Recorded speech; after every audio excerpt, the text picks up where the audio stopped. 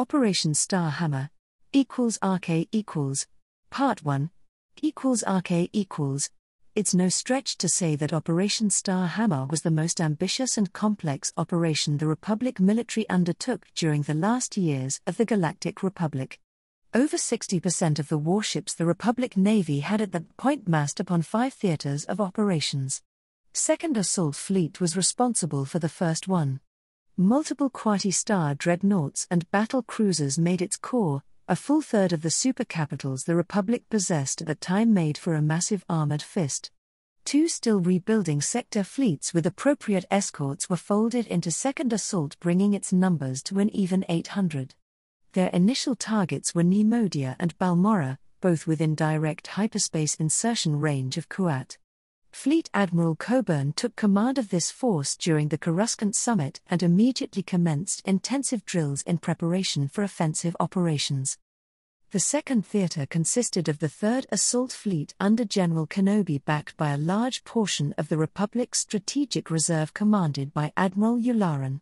3 Mandata Star dreadnoughts and a number of older battle cruisers made the core of this fleet. All told, General Kenobi had 2,000 warships ready to be unleashed against the separatists holding Corellia, and on the face of it, an insufficient force.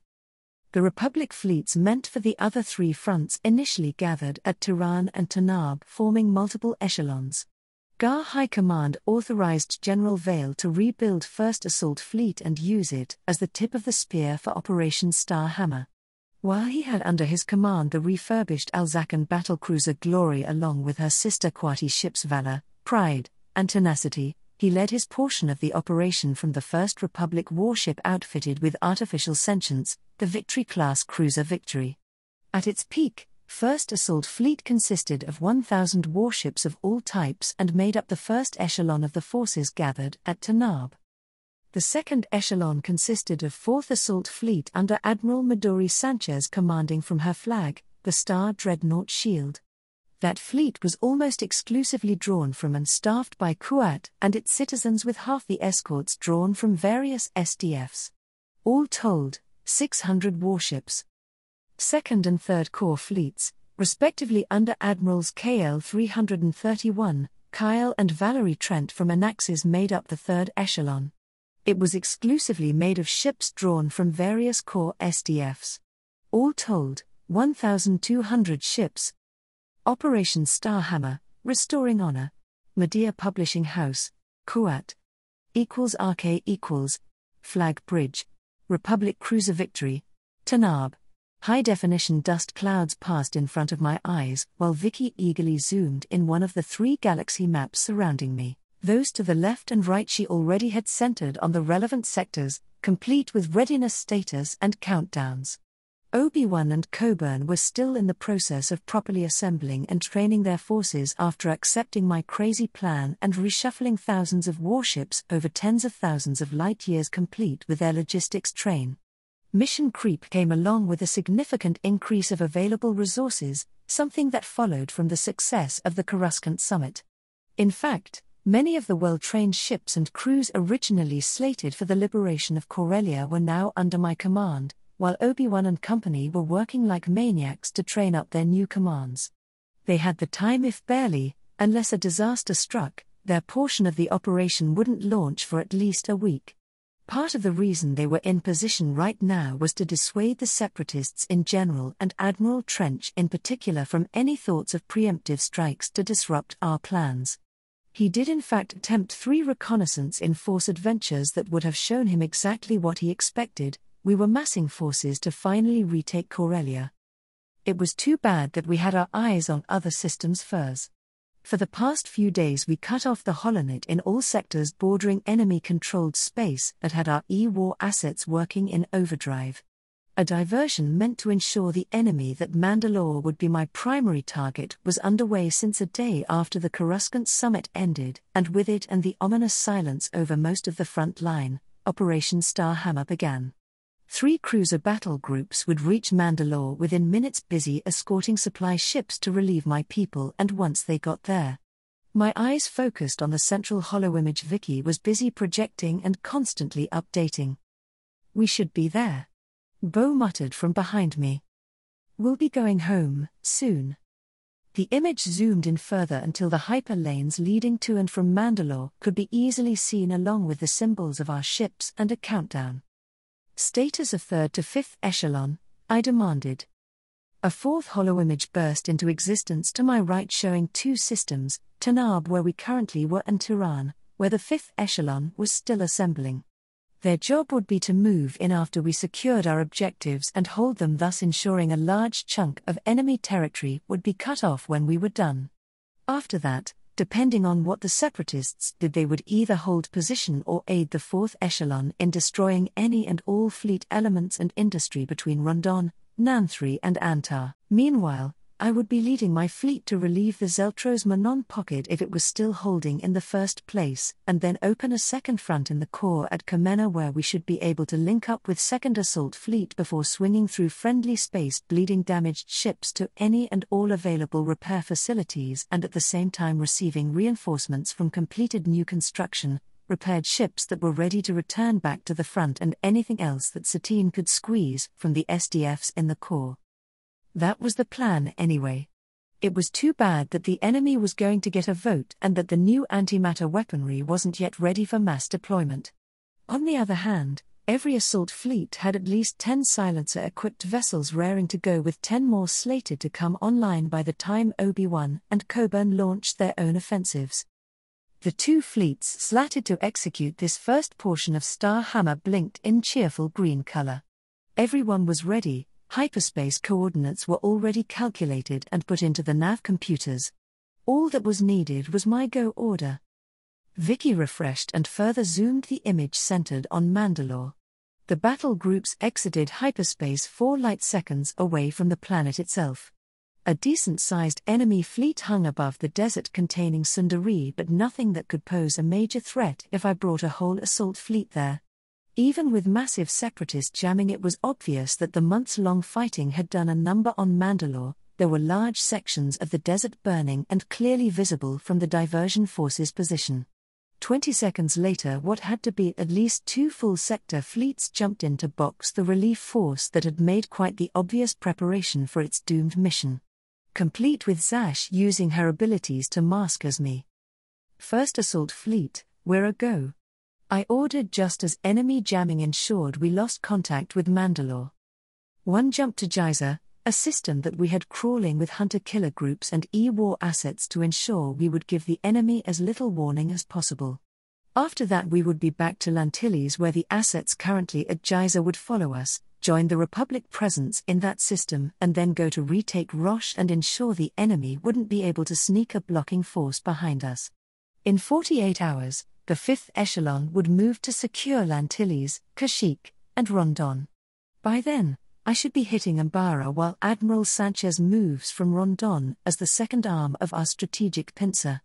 Her final destination would be Antar, thus pocketing dozens of separatists-controlled sectors. =RK equals Part 2 =RK equals Bridge. Republic Superfreighter Hall with us. Mandalore. 10 droids of various models crewed the bridge with 100 more spread throughout the ship, primary and main engineering making sure everything operated to a satisfactory standard. Considering the nature of their mission, the presence of those machines could have been considered a waste if it wasn't for a simple fact: Hall with us and her sisters were slated for decommissioning and scrap before the war began. They were used extensively during the past 2 centuries to the point no insurance company would be insane enough to insure cargo hauled by them anymore. That little fact wasn't something the new owner of the freighters cared about. All they had to do was reach their destination once, preferably survive a few minutes after exiting hyperspace 2. The first objective was achieved with a gusto, even if the hyperdrive, ancient reactor and engines gave out sounds that would have made any self-respecting engineer pale and run for the escape pods. The droids in main engineering merely busied themselves with slowing down various cascading failures that would ensure that at best the freighters wouldn't go anywhere else under their own power without being practically rebuilt, an increasingly unlikely prospect with 2 large separatist fleet exiting light speed in perfect positions to box in the small Republic relief force. Target-rich environment. The droid in charge of Hall with us announced gleefully, not that his compatriots had the capability to care. They were too busy ensuring the incoming enemy would have a very warm welcome. Moments after exiting hyperspace, the superfreighters, which were all contained ships, began shedding their cargo. By the time the separatists arrived and began closing in with the doomed Republic force, each transport was surrounded by a constellation of at least 100 containers, most containing missile pods, with every sixth being either jamming emitter or targeting array. Less than a minute later, when the enemy entered effective range, roughly 1,000 missile pods, some of them still busy disengaging from the superfreighters, took aim and unleashed possibly the densest missile barrage since the war began. 1,000 of the missiles were large ship killers with concussion warheads. The rest, all 20,000 of them, were modified long-ranged proton torpedoes. And all of them targeted the vanguard of the enemy force, its munificent screen. The cruisers and their escorts added their own ordnance to the barrage, though the 100 or so missiles they launched were mere afterthought. RK equals CIC, Cis Providence Dreadnought Sith Spain, Mandalore.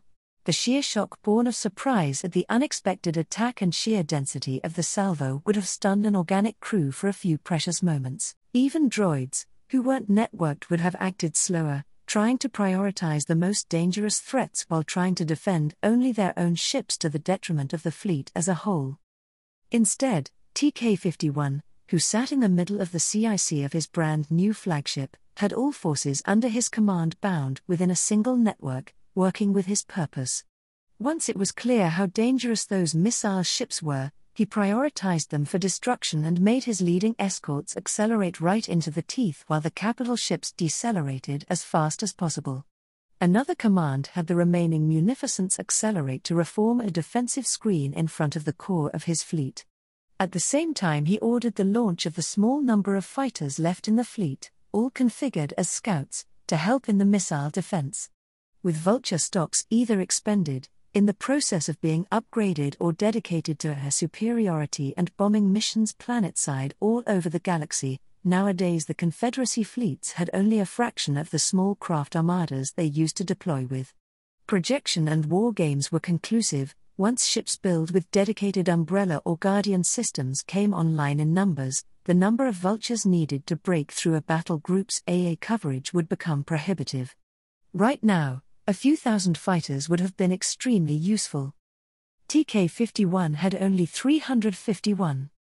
He spent a few moments pondering the validity of copying this new tactic, before a fast browse through the assets the CIS currently had available dismissed the idea as practical on the offensive. The Confederacy's logistics were stretched to the breaking point. Wasting freighters needed to haul munitions, fuel and other supplies all over the galaxy as missile platforms was currently out of the question.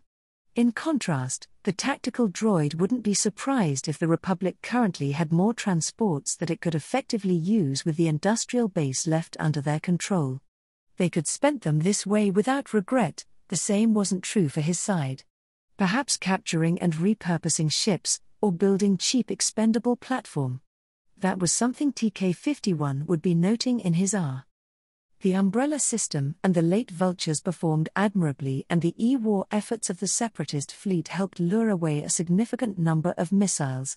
That, however, was a cold comfort for the 20 munificence that became the target for the tattered remains of the barrage. Between 3 and 8 ship killers and 30 to 40 proton torpedoes devoured their hulls, boiled away armor before shattering the decks below it. Even worse, the necessity of a last-moment shift in formation meant that TK-51's ships, despite their networking and superior numbers, were unable to properly concentrate their firepower in order to dispatch the enemy in short order.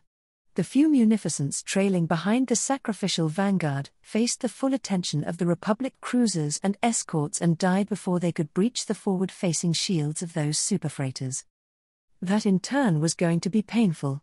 While TK-51 was busy reforming his fleet and pondering the tactical implications of the enemy's latest stunt, the freighters had shed hundreds more containers and launched another massive barrage. The tactical droid had to dedicate some of his processing power in figuring out the trajectories of those discarded containers that trailed behind the enemy fleet, because if they intersected the approach trajectory of his ships, they might just impact with enough kinetic energy to damage external component, not really a danger under most circumstances. However, a brief set of calculations confirmed that number of containers would pass through his fleet before the enemy has been neutralized. At that thought, TK-51 froze for an instant and began running more calculations while going over the sensor logs. He had the nasty suspicion that at least some of those pods were very much full with missiles and simply drifting until they came in range to unleash their payloads at point-blank range. If he allowed that to happen, it would be indeed painful. He could shift vectors, avoid the containers and perhaps diminish the effect of the following missile barrages, however that might just allow the enemy fleet an opportunity to escape. That was unacceptable. Bothan intelligence was fairly sure that Vale was leading this force in order to liberate his throne world, while the Republic's military at large prepared their long-anticipated offensive to liberate the Corellian system. Everything TK-51 knew about Vale, as well as multiple analysis of his personality as well as knowledge about Mandalorian culture, led to a simple conclusion: the Sith had to be here, taking risks in order to maintain the support of the Mandalorians, who made a major part of his power base. The tactical Dorid's orders were clear: he had to engage and destroy Vale. He had no choice, even if it meant a constraint upon his tactical options. TK-51 merely added a few shifts in his formation to ensure that his escorts would take the brunt of the incoming missile strikes, which would be getting nastier and nastier until either the enemy ran out of ordnance or those freighters were destroyed. With the distance shrinking rapidly, it meant that the Umbrella and what was left of the Vultures would have less and less time to intercept the incoming missiles before impact. That's why he had the majority of his remaining munificence burning towards the superfreighters, with orders to take them out at any cost and by any means available. He checked: soon he would be able to send a few frigates through hyperspace straight in the face of those missile ships, and it will be all over then. TK-51 watched with displeasure how the primary targets cut their acceleration as one, while the Republic battle groups converged to screen them from the wrath of his ships. Those transports were upgraded with military-grade ships, however once the deflectors got breached, a single barrage would likely mission kill them, something that didn't happen before Venottas moved in to intercept the incoming fire. The range was now close enough for optical sensors to see the glowing drives of missiles passing around the enemy cruisers. TK-51 was down 50 frigates and his battle line was about to engage the enemy in earnest when the timer in his mind counted to 0 and 15 munificence kept behind the escort screen vanished into hyperspace.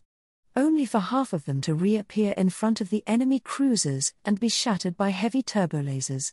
The remaining frigates did get close enough to open fire on the superfreighters, and TK-51's hunch was proven right in a spectacular fashion.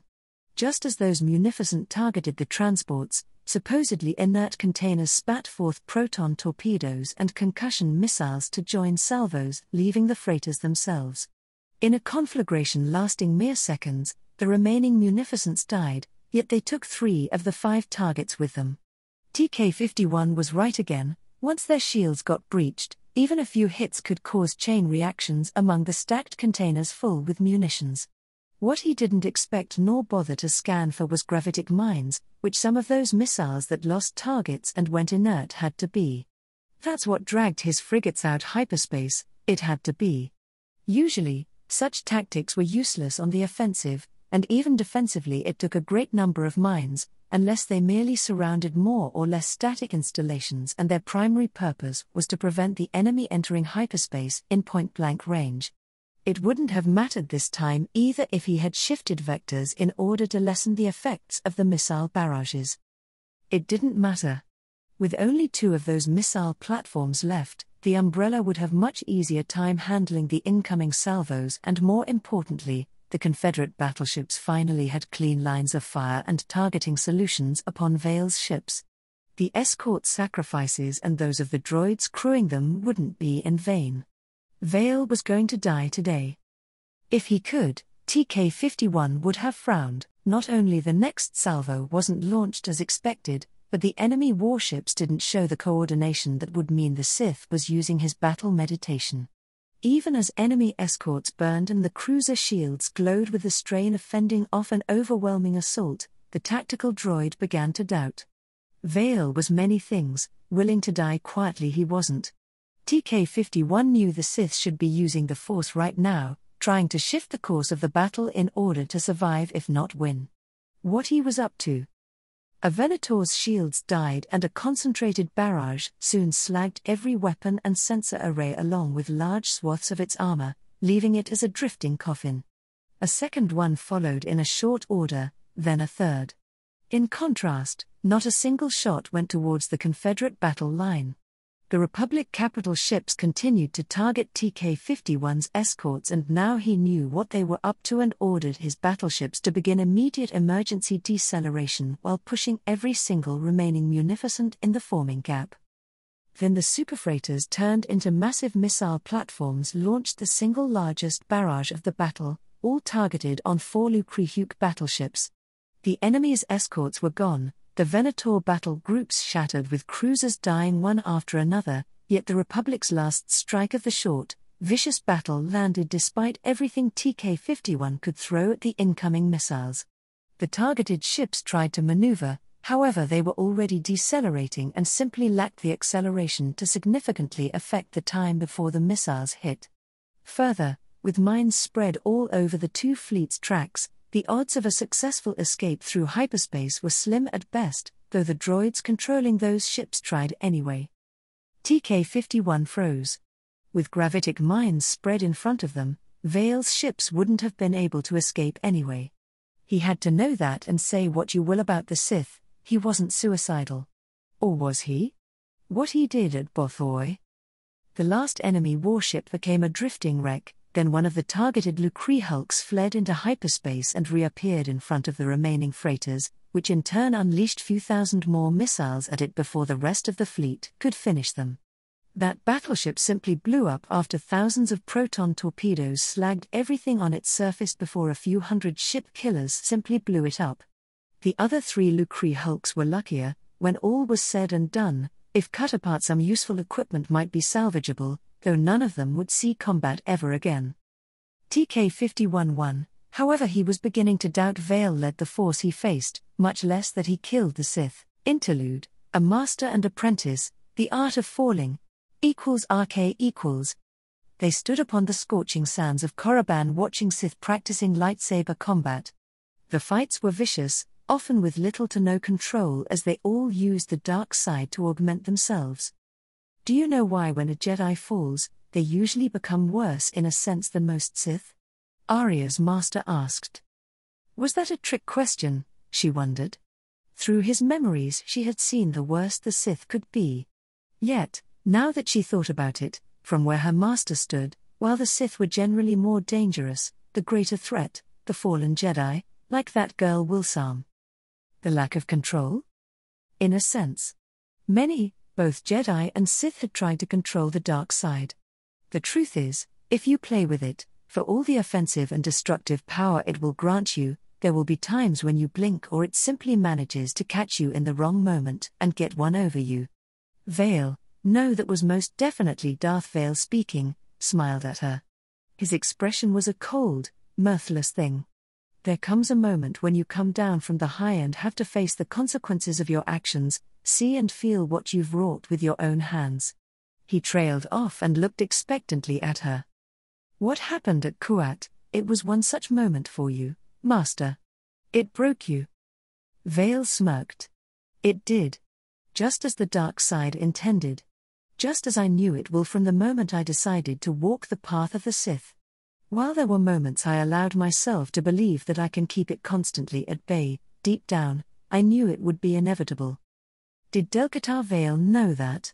She insightfully asked. He was the one to make the choice of becoming a Sith instead of dying on Korriban. And speaking of us as we're two different persons. You're the two sides of the same coin. One is the mask the other becomes when needed. The same yet different. Arya paused. You took it a step further when Ashara died, didn't you? The mask ability shouldn't have worked as well as it did with you, nor as long. Strictly speaking, depending on your point of view, there were a few instances I fell in the past only for certain people to help me claw my way back into sanity.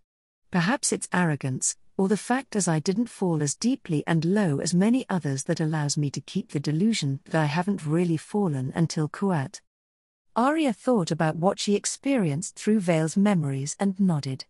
Perhaps it was merely semantics, perhaps not, however she wasn't going to press the point at this time. When I held the dead body of my wife, I was falling.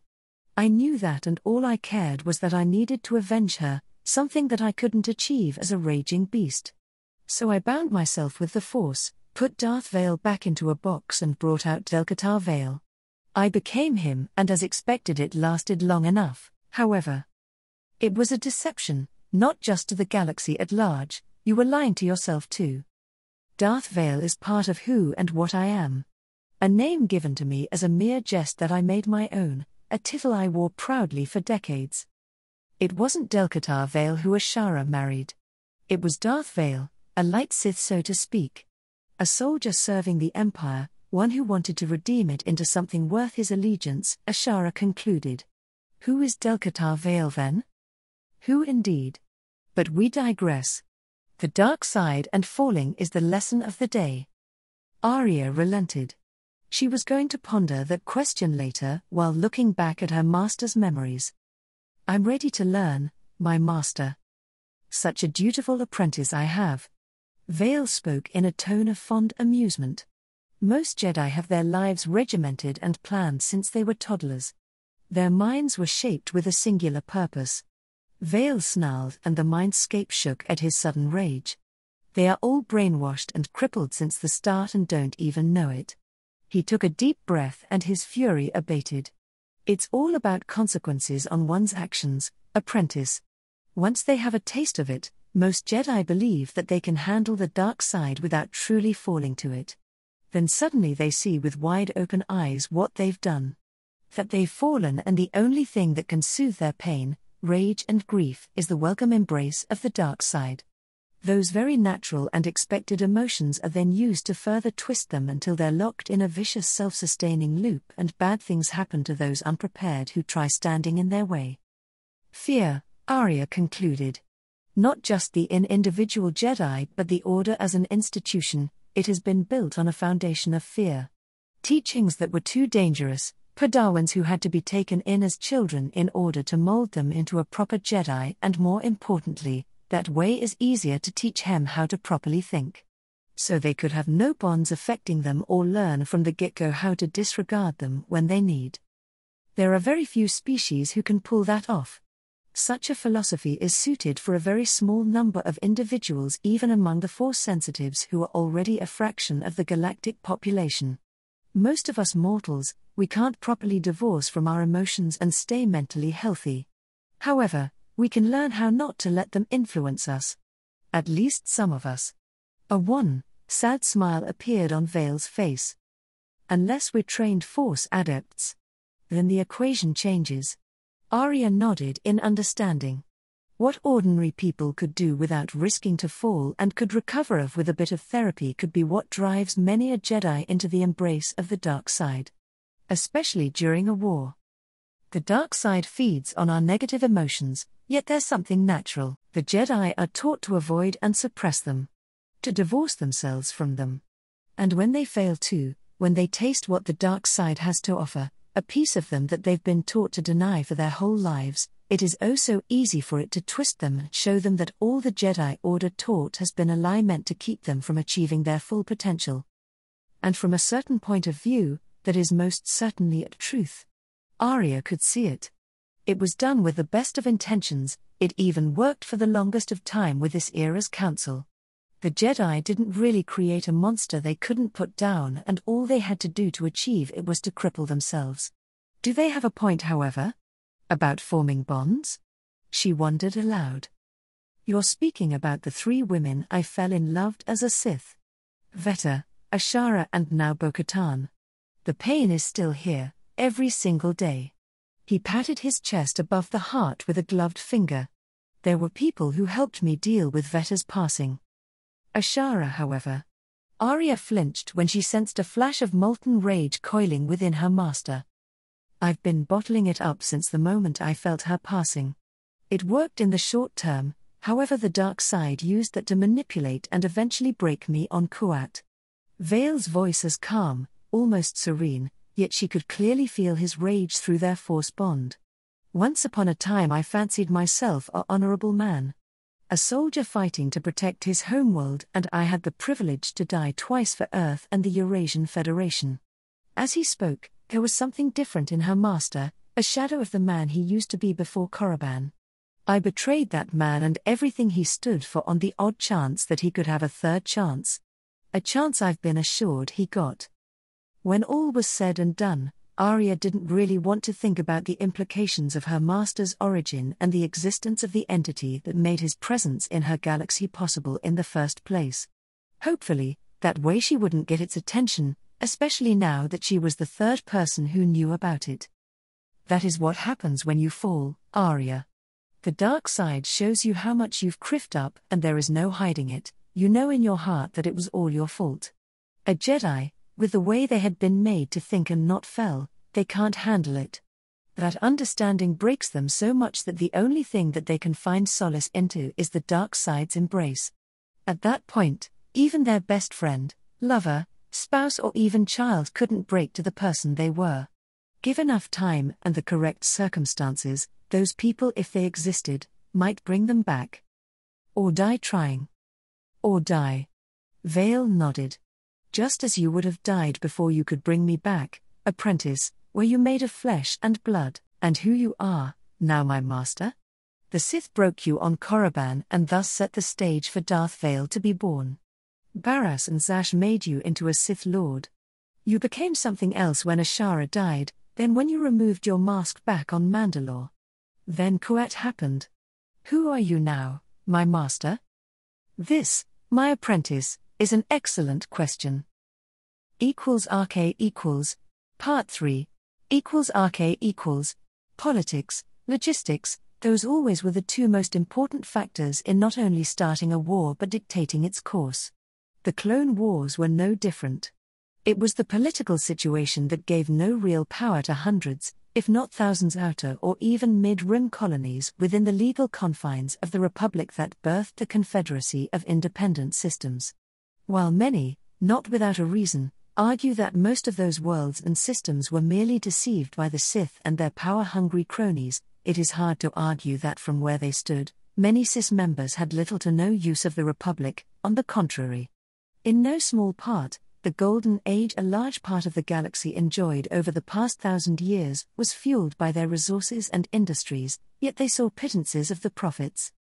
That by itself wouldn't have been enough to spark the war. The Republic was incredibly vast and powerful sleeping giant at its heyday.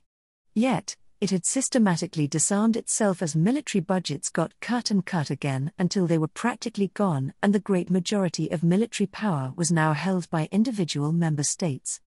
That state of affairs offered the worlds of the Outer Rim an unprecedented chance. While it was a folly to fight a long war, a properly executed short one offered the potential of independence and long-dreamt freedom from the core. The political realities that saw the Republic being a toothless beast at the eve of conflict continued to cripple the war effort for years to come.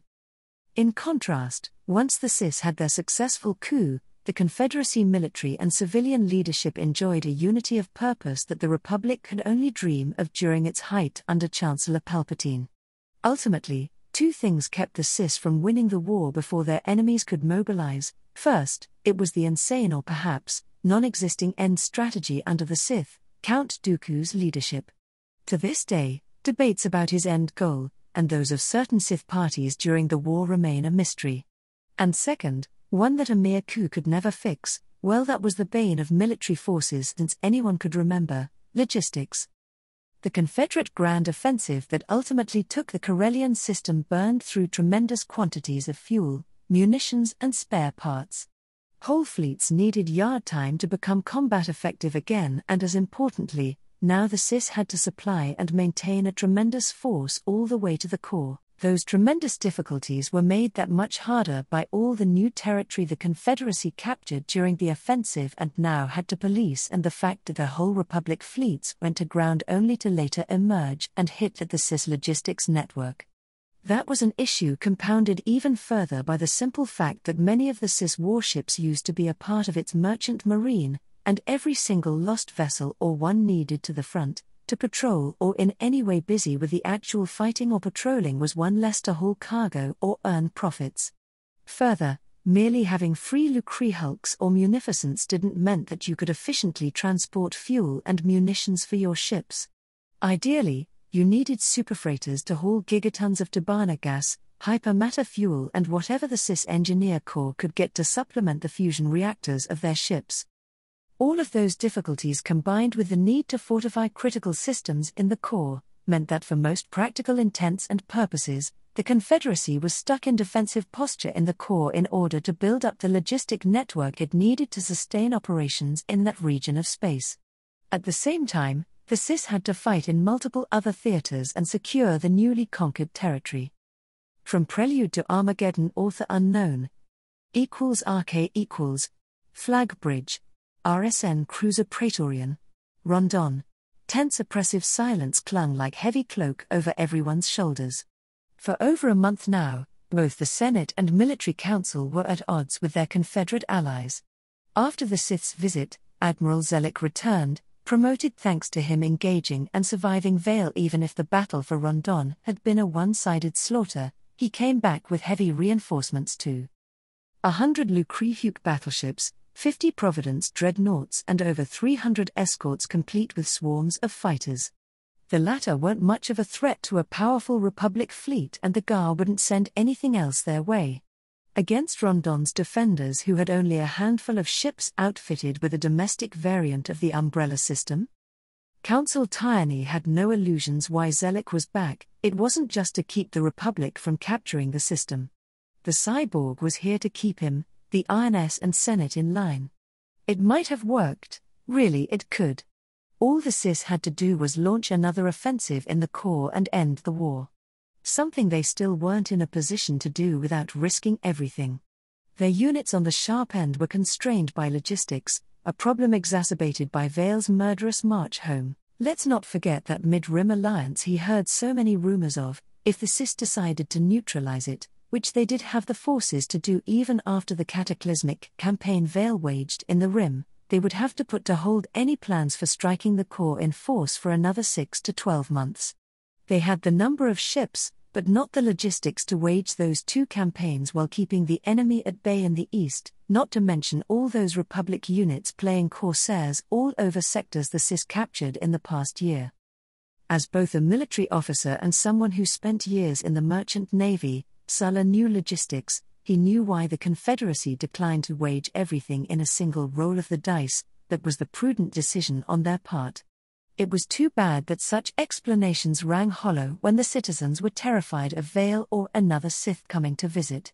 While the situation on the ground had calmed down somewhat, there were still more protests ongoing than Rondon had seen in the past 100 years combined. The Senate itself was still divided and now everything was going to a head. 3 days ago, a large number of Republic light units arrived at Lantilles and chased away the Sith scouts keeping an eye on the system. A day ago, even more enemy light units swarmed Kashyyyk. The Republic was on a move and the only question was if this was a diversion as everything Tiny knew about strategy told him, or the Republic and the Sith running it had other ideas. This time around, the Sith units stationed at Kashyyyk fled instead of facing the main force. Those enemy light units had to be the vanguard for, but not before they saw over 300 enemy cruisers arrive in system. For a diversion, that was quite the powerful force. Even if that was all the enemy brought, if someone like Vale was in command. Tyranny glared at the tactical plot. He wasn't confident that Zellick could win alone against what was coming, and he had no idea what way the Senate was going to jump if another Sith led the enemy. At least there was the slim hope that Vale was dead, however the Council wasn't ready to bet on it, especially when the news coming from Mandalore were unconfirmed. The Sith forces there had destroyed a Republic fleet that attempted to relieve the system, while if Republic intelligence was correct, suffered disproportional losses for it. That certainly sounded like the Sith, and hopefully he had finally bit more than he could chew. Gods be merciful, let that monster be dead, Sulla prayed silently, something that was out of character for him. "Sir, we've got multiple pings from the Iris system, over 100 light contact just exited hyperspace at the edge of the system. Vectors put their starting point in the vicinity of Kashyyyk, so it begins. Set condition 1 through the fleet. Inform Council Command and the Senate that the enemy scouts just hit the system. Get the planetary defenses online. For all the good they might do if the Republic brings one of its pet butchers. We're being hailed by Admiral Zelik. Put him on. Council Tyranny, will you fight this time or confirm you and your people are traitors to the Confederacy?" the cyborg asked. "We will protect Rondon from any and all hostile elements," Sulla answered without missing a beat. They both knew for a fact that the only reason the Confederacy hadn't declared the Republic an enemy had been because they didn't feel like expending the resources needed to kill the INS. After today, that calculation might very well change. "I'll hold you to this promise, Council." The cyborg cut off the connection. "Enemy scouts are advancing. We're beginning to lose Iris platforms," an aide reported. The plot refreshed, showing the enemy ships spreading out from their arrival points and heading into the system. This had to be a diversion, to pull or hold back units that otherwise could head for the core or keep the stranglehold the Sis had on Mandalore. Rondon was a strategic system. If it fell to the Republic, the Confederacy would have to either retake it ASAP or not only add days to weeks to transit times but have to reinforce multiple systems along the hyper lanes passing through it or risk deep enemy raids. This diversion, if not stopped cold, had the potential to become a strategic defeat. The only question was if the enemy had enough assets available to pull it off or not. 5 minutes later, the Republic fleet arrived, the same 300 cruisers the force that fled Kashyyyk detected. That wasn't too bad. Even if Zelik criffed up again, the enemy would bleed enough that Rondon should be safe, the Council thought in relief. Just as soon as he did so, another, larger enemy fleet exited hyperspace. There were still enough Iris platforms left in position to observe said transition. 400 cruisers and escorts surrounding a massive form that had to be a star dreadnought. Sulla's blood chilled in his veins. He had miscalculated the Republic's intentions. This was no mere diversion, nor raid. You didn't waste such assets on that kind of operations. Enemy jamming spiked, Iris is being degraded. Preliminary scans put the Republic fleet in system to close to 1,000 ships. "Give me a secure line to the Senate," Tyranny demanded. "We're receiving a transmission, wide beam, very powerful.